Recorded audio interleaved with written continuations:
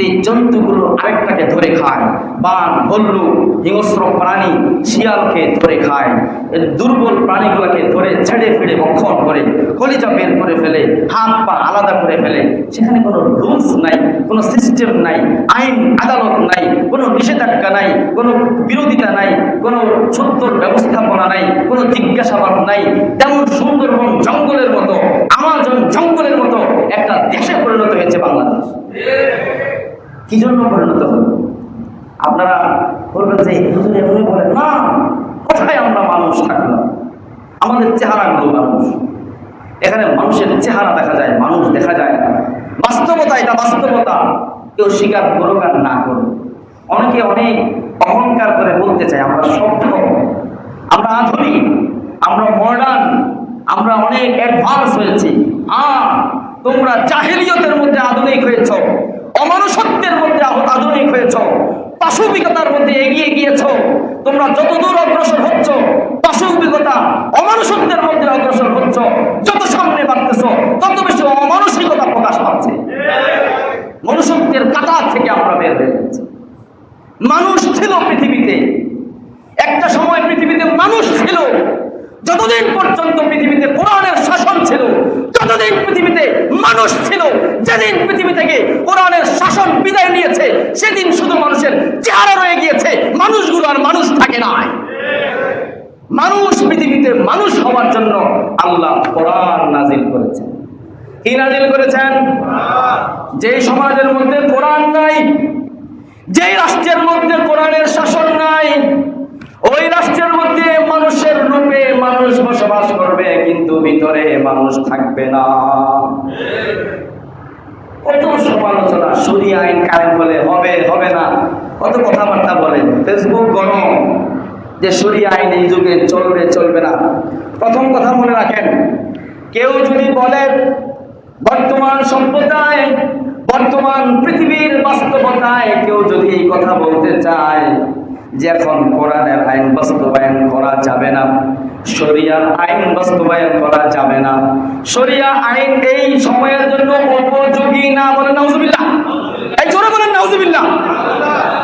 এত ব্যাখ্যা বিশ্লেষণে আমরা যেতে চাই না, এত পণ্ডিতি আমি বুঝি না। আমি আমার রবের গোলাম, রব আমার জন্য সংবিধান আসমান থেকে নাজিল করেছে, সেই রবের সংবিধান মানা আমি গোলামের জন্য বাধ্য, আমার জন্য অপরিহার্য। ভিন্ন কোনো ব্যাখ্যা দেওয়ার কোনো অধিকার আমার নাই। কেউ যদি ব্যাখ্যা দেয় তাকে বলতে হবে তুই তোর রবের গোলামে মানুষ নাই, এই কারণে তুই মুরতাদ, বেঈমান হয়ে গেছিস। স্পষ্ট কথা, আসমান থেকে আল্লাহ কোরআন নাজিল করেছে মানুষকে মানুষ বানানোর জন্য। কি বানানোর জন্য? মানুষকে মানুষ বানানোর জন্য। কেউ যদি বলে এই যুগে শরিয়া আইন কার্যকর না, শরিয়া আইন প্রযোজ্য না, শরিয়া আইন চলতে পারে না, তার সাথে আমরা আলোচনায় যাব পরে। শরিয়া আইন চলবে কি চলবে না এই যুক্তি পরে দেব। স্পষ্ট করে বুঝেন, কথা বলতেছি রব্বুল আলামিনের জন্য। আমি স্পষ্ট করে বলে দিই, আমি আমার রবের গোলাম, আমি আমার রবের গোলাম, আমি কোরআনের অনুসারী। স্পষ্ট কথা। কেউ যদি বলে এই যুগে শরিয়া পারফেক্ট না, চলনসই না, তার সাথে যুক্তির আলোচনায় যাব পরে, আগে ফতোয়াটা দিয়ে নেব। তুমি যে বলছো শরিয়া এই যুগে চলনসই না, এই কথা বলার সঙ্গে সঙ্গে তুমি মুরতাদ হয়ে গেছো, তুমি বেঈমান হয়ে গেছো। মাসলা শোনেন স্পষ্ট। ঈমান অনেক ভারী জিনিস। ঈমান লাগবে জান্নাতে যাওয়ার জন্য। কি লাগবে ভাই? ঈমান লাগবে। ঈমান হলো আল্লাহর বিধানের সামনে সারেন্ডার করা, আল্লাহ তাআলার নাযিলকৃত প্রতিটা বিধানকে নিজের মাথার উপরে মাথা পেতে নেওয়া, মেনে নেওয়া, এটার নাম ঈমান। এটার নাম কি? ঈমান। কত পণ্ডিতি দেখায় শরিয়া আইন চলে না, এই না সেই না, শরিয়া আইন বাস্তবায়ন করলে হবে, হবে না, অমুক দেশে হয়েছে, এটা হয় নাই। এত পণ্ডিতি তোমাকে বলার সুযোগ দেওয়া হয় নাই। তোমাকে বানাইছেন কে? আল্লাহ রাব্বুল আলামিন বলেন আলা লাহুল খালকু ওয়া লাহুল আমর। আল্লাহ বলেন এই দুনিয়ার মানুষ শুনে রাখ, তোদেরকে বানাইছে কে? আমাদেরকে বানাইছেন কে? বলেন যে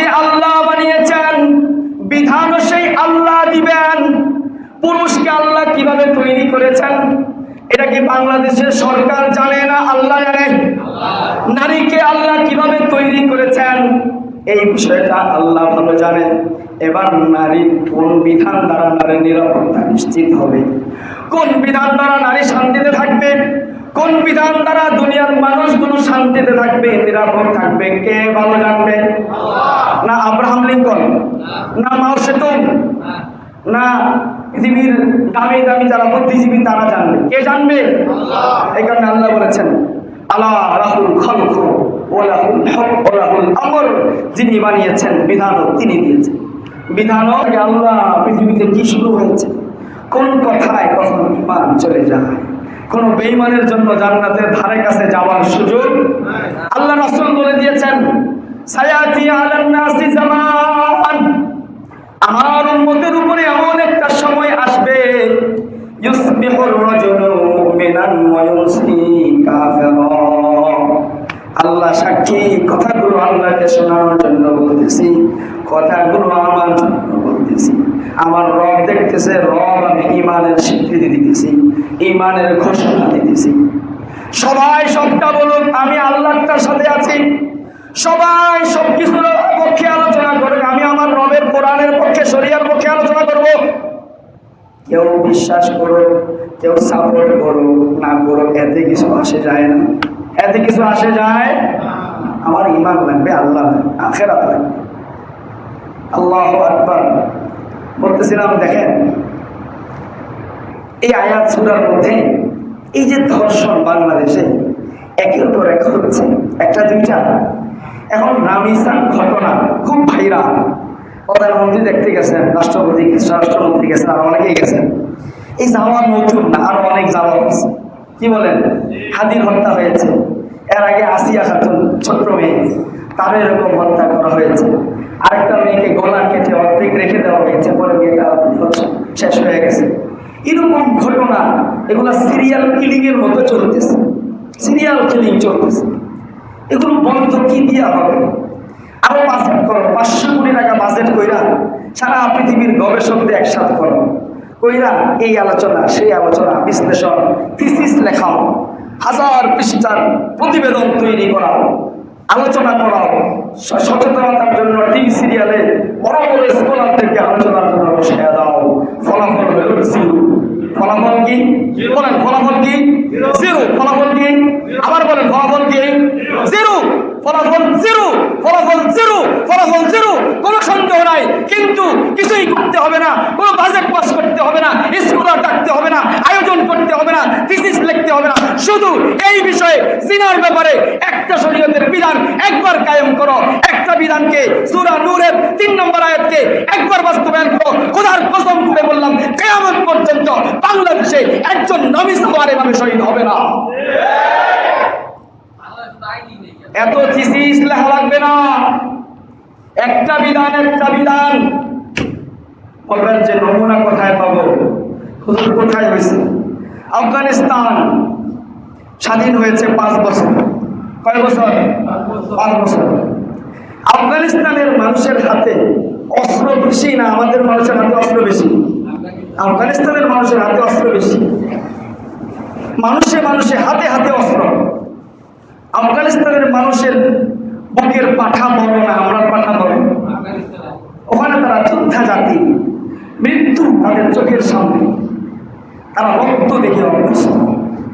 যেই লোকদের কাছে হাতে হাতে অস্ত্র 5 বছর হয়েছে, 5 বছরে বিশ্ব মিডিয়া সব সময় বিবিসি, সিএনএন, রয়টার্স, এএফপি, জাতিসংঘ, মানবাধিকার সংস্থা, হিউম্যান রাইটস, এরা সবাই আফগানিস্তানের পিছনে লেগে আছে। কিভাবে একটা দুর্ঘটনা বের করা যায়, পৃথিবীর সামনে তুলে ধরা যায়, কিভাবে একটা ধর্ষণ, কিভাবে শিশু হত্যা, শিশু নির্যাতন বের করা যায়, পৃথিবীর সামনে আফগানিস্তানকে বদনাম করা যায়। পুরো পৃথিবীর সংস্থাগুলো লেগে আছে। পুরো 5 বছরে আফগানিস্তানে রামিসার মতো একটা ঘটনার কোনো নজির নয়। কেন নাই? কারণ তারা ক্ষমতায় আসার পরে এত পণ্ডিতি করে নাই, এত পণ্ডিতি করে নাই। তারা আল্লাহ কোরআনটা বাস্তবায়ন করে দিচ্ছে, কোরআনের বিধান বাস্তবায়ন করে দিচ্ছে। বিকল্প নাই। যতদিন পর্যন্ত এই জমিনে কোরআনের আইন বাস্তবায়িত না হবে ততদিন পর্যন্ত আমার সন্তান, আমি জানি না আপনারা কি অনুভব করেন, রামিসার হত্যাকাণ্ড দেখার পরে ভিডিওগুলো দেখার মতো সাহস নাই। হুবহু রামিসার বয়সী আমার একটা মেয়ে আছে, রামিসার বয়সী আমার একটা মেয়ে আছে। আপনাদের জানেন আমার খুব ভয় হয় কখন যেন রামিসার মতো আমার মেয়ের কল্যাটাকে দেহ থেকে আলাদা অবস্থায় আমার সঙ্গে। এই দেশে কিভাবে বসবাস করব? যদি আল্লাহর কসম করে বলি, সুযোগ থাকতো আজকেই চলে যেতাম, এই অমানুষদের ভূখণ্ড থেকে আজকে চলে যেতাম। সুযোগ নাই। কি নিশ্চয়তা আছে আমার মেয়েটাকে রাস্তা থেকে তুলে নিয়ে হত্যা করবে না? কি গ্যারান্টি আছে আমার মেয়ের সাথে আচরণ হবে না? বলেন, কি নিশ্চয়তা আছে? এই কারণে বাংলাদেশ সরকার প্রশাসনে যারা আছেন আপনাদেরকে বলতে চাই, এত বুদ্ধিজীবী নিয়োগ দেওয়ার দরকার নাই। আল্লাহর বান্দা হিসেবে এই জায়গায় বলেন, পৃথিবীতে অনেক রকমের অপরাধ আছে। 4 ধরনের অপরাধের ক্ষেত্রে আল্লাহ তাআলা এটার বিচারের প্রক্রিয়া কোনো শাসকের হাতে ছাড়েন নাই, কোনো বিচারকের হাতে ছাড়েন নাই। ওই অপরাধের শাস্তি কেমন হবে এটাকে আল্লাহ তাআলা স্পষ্টভাবে আসমান থেকে নাজিল করেছে। এই 4টাকে বলা হয় হদ। 4টাকে কি বলা হয়? হদ। হদ কি বলা হয়? হদ। এই 4টা হদ আল্লাহ তাআলা আসমান থেকে নাজিল করেছেন। হদগুলো এমন, এগুলোর মধ্যে কোনো ধরনের পরিবর্তন করার ক্ষমতা পৃথিবীর কোনো বিচারকের নাই, কোনো আলেমের নাই, কোনো মুফতির নাই, কোনো খতিবের নাই, ইভেন নবীরও নাই। আল্লাহু আকবার। কার নাই? নবীরও নাই। নবীও যদি বলে, আল্লাহ রাসূল যখন ছিলেন যে আমি এই 4 ধরনের শাস্তি একটু পরিবর্তন করে অন্যটা দেব, নবীরও এই অধিকার নাই। 4 ধরনের শাস্তি, 4 ধরনের শাস্তি, 4 ধরনের অপরাধ। একটা হলো জিনা, একটা হলো জিনা।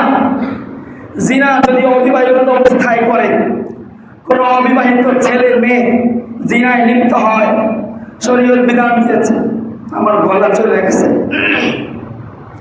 গলা না, আল্লাহর বিধান বুঝাইতে গেলে আমি নিজে শেষ হয়ে যাই। কোনো অসুবিধা নেই, কোনো অসুবিধা নেই। আমি জজবা কি হবে? এত পণ্ডিতি আমরা করতেছি, আল্লাহর বিধানটা আমরা দেখতেছি না।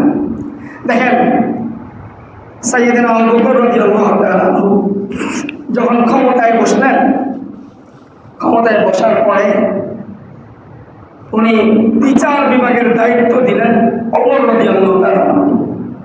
প্রধান বিচারপতি বানাইলেন কাকে? ওমরকে। কারণ বিচার বিভাগ মজবুত না হইলে দেশের মধ্যে নিরাপত্তা আসবে। ওমর রাদিয়াল্লাহু তাআলা আনহুকে বিচারক বানালেন।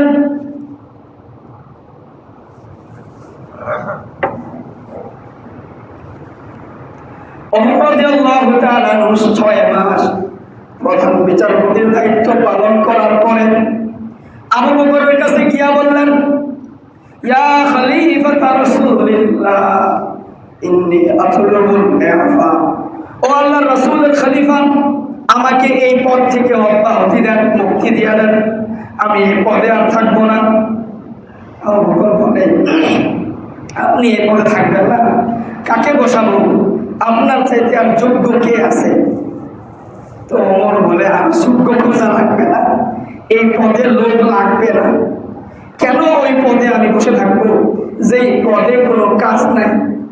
এখানে তো কোনো কাজই নেই। তো বলে, কাজ নাই মানে? আপনি বিচারক, বিচারকের কোনো কাজ নাই। বিচারকের না সবচেয়ে বেশি কাজ, কি বলেন?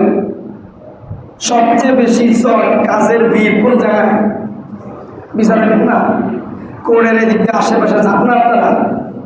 বাংলাদেশের কোন একটা কোর্ট এমন পাওয়া যাবে যে ওখানে একজন ম্যাজিস্ট্রেট সে রিল্যাক্স, তার এই সময় তার কোনো ফাইল জমা নাই, এরকম একজন ম্যাজিস্ট্রেট পাওয়া যাবে?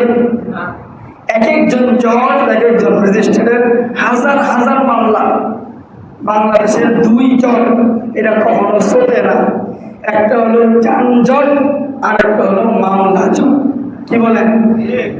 মেট্রো রেল বলেন, এই বলেন, সেই বলেন, এলিভেটেড এক্সপ্রেস বলেন, সব বানানোর পরেও যানজট ছোটে নাই। আর যত বেশি বিচারক নিয়োগ দেওয়া হোক, মামলা চট কখনো শেষ হয় না। ওমর বলে এই বিভাগে কাজ নাই, আমি কি করব? তাও ওমর বলে কাজ নাই মানে মানুষ তাহলে বিচার নিয়ে যায় কোথায়? তো ওমর বলে কোথায় যায়, আমি কেমনে বলবো, আমার কাছে তো আসে না। আবু বকর বলে বুঝছি, তোমার মানুষ ভয় পায়। তোমার মানুষ কি পায়? ভয় পায়। ভয়ের কারণে তোমার কাছে বিচার নিয়ে আসে না। মারামারি টারামারি যা হয় নিজেরাই ঠিকঠাক করে ফেলে, অথবা অন্য কোনো হুজুরের কাছে গিয়া বিচার নেয়, তোমার ভয়ে তোমার কাছে আসে না। তো ওমর বলে যদি এমনটাই হয় তাহলে তদন্ত করেন, খোঁজ খবর নেন। আবু বকর রাদিয়াল্লাহু তাআলা তদন্ত কমিটি গঠন করলেন যে মদিনায় যে মারামারি হয়, এই মারামারিগুলো যায় কোথায়? টেম্পো স্ট্যান্ডের মারামারি, জেলা পরিষদের সামনে অটো স্ট্যান্ডের মারামারি, বড়ির দোকান বাজারের মারামারি, কালের বাজারের মারামারি কোথায় যায়? তো উনি তদন্ত কমিটি বানিয়ে দিলেন। 1 মাস তদন্ত কমিটি সারা মদিনায় ঘুরে ঘুরে তদন্ত করবে। 1 মাস পরে তদন্ত রিপোর্ট জমা দেয়। তদন্ত কমিটি জানায় যে আপনি ক্ষমতায় বসার পর থেকে নিয়ে 6 মাস অথবা 1 বছর সময়, এই পুরা সময়ের মধ্যে পুরা মদিনার মধ্যে 2 জন মানুষের মধ্যে মারামারি হয় নাই। সুবহানাল্লাহ, আসতে পারে কি কর? পুরা 6 মাস 1 বছর পার হয়ে গেছে, একটা দেশে 2 জন মানুষের মধ্যে কি হয় নাই মারামারি? আর আমরা কি অবস্থা কর? দেশে মারামারি নাই, কি পরিমাণ মারামারি! একটা ঘর মারামারি থেকে মুক্ত না, মারামারি হয় নাই। আবু বকর অবাক হয়ে গেলেন, কি বলে মারামারি হয় নাই? মানুষ এত ভালো হয়ে গেল, ব্যাপারটা কি? তখন আলী রাদিয়াল্লাহু তাআলা জবাব দিলেন, হে আল্লাহর রাসূলের খলিফা, মারামারি কিভাবে হবে? আন্নাহুম ইয়াইশুনা তাহতা যিল্লি কিতাবি রাব্বিহিম, তারা তাদের রবের কিতাবের ছায়ায় বসবাস করে, তারা কোরআনের ছায়ায় বসবাস করে। কোরআন দ্বারা তাদের সমাজ পরিচালিত হয়, তাদের রাষ্ট্র কোরআন দ্বারা পরিচালিত হয়।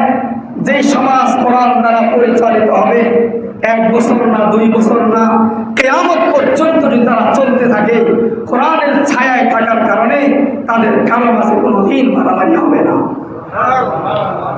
কোরআনের শাসন। এই কারণে ভাইরা আমার, আজকে যে বিষয়ে আলোচনা শুরু করছিলাম আমি তুলতেই পারি নাই, এত কিছু বাদ দিয়ে শরিয়া কায়েম করে দেন। শরিয়ার বিধান মতে যে খুনি ধর্ষণ, এই ভয়ঙ্কর হত্যাকাণ্ড ঘটিয়েছে, আল্লাহ তাআলার বিধানে আল্লাহ বলে দিয়েছেন, ওয়াল ইয়াশহাদ আযাবাহুমা তায়ফাতুম মিনাল মুমিনিন, দেশের কোন উন্মুক্ত জায়গায় খোলা ময়দানে তাকে উপস্থিত করে পাথর মেরে মেরে, ওই বাবা পাথর মারবে, আত্মীয়রা পাথর মারবে, ইমানদাররা পাথর মারবে, পাথর মেরে মেরে ওই ধর্ষককে হত্যা করা হবে। যদি এরকম একটা হজম পাথর মারার বিধান বাংলাদেশে প্রতিষ্ঠিত হয়, গ্যারান্টি দিয়ে বলা যায় আগামী 100 বছর বাংলাদেশে আর কোনো রামিসার ঘটনা ঘটবে না। আল্লাহ তাআলা আমাদেরকে কোরআনের শাসন, শরিয়ার শাসনকে উপলব্ধিতে আনার তৌফিক দান করেন, শরিয়ার শাসন দেখার তৌফিক দান করেন। ওয়া আখিরু দাওয়ানা আলহামদুলিল্লাহি রাব্বিল আলামিন।